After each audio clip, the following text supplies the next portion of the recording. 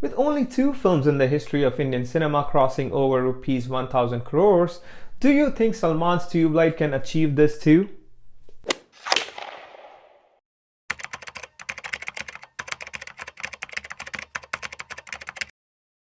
Let's look at the numbers from the past few Salman Khan movies. Before that, here net gross is the earnings after taxes, whereas gross means the earnings before taxes.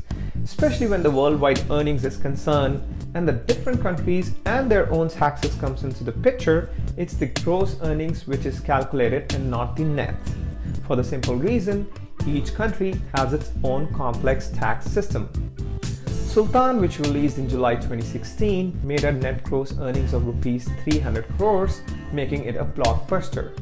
Prem Ratan Dhan Payo, released in November 2015, made a net gross earnings of around rupees 194 crores, making it just a hit.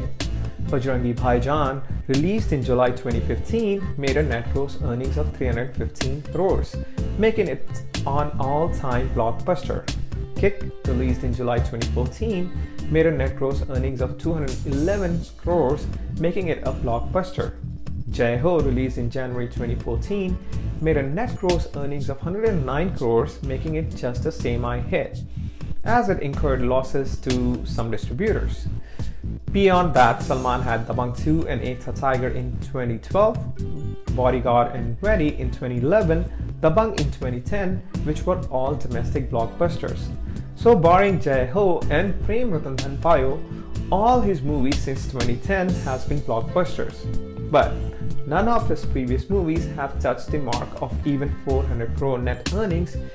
Even the gross worldwide earnings falls way short of 1000 crores. As far as net earnings is concerned, that is the earnings before taxes, it seems like it's highly unlikely to touch 1000 crores. In terms of gross worldwide earnings, that is before taxes, there are only 2 movies which have surpassed 1000 crores. One, Dangal, and second, Baahubali 2. Although it seems difficult, but there is one big factor which can make it possible for Tubelight to earn 1000 crores, and that is China. Yes, it's Chinese market which can decide the gross earnings of Tubelight, especially when the leading lady is a Chinese herself.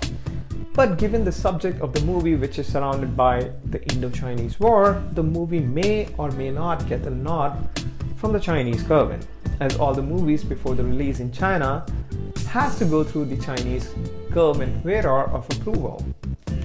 That's a single reason why even Hollywood doesn't display anything against the Chinese government anymore.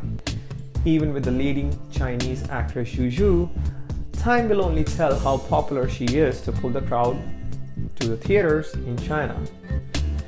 But everything set apart, the main and foremost factor which decides the fate of any movie is its content, which should be acceptable and reachable to the wider audience. No matter how big is the star, if the content is not accepted and has not a big reach, it can well be a dud. After all, we have also seen Jai Ho in the middle of the blockbusters.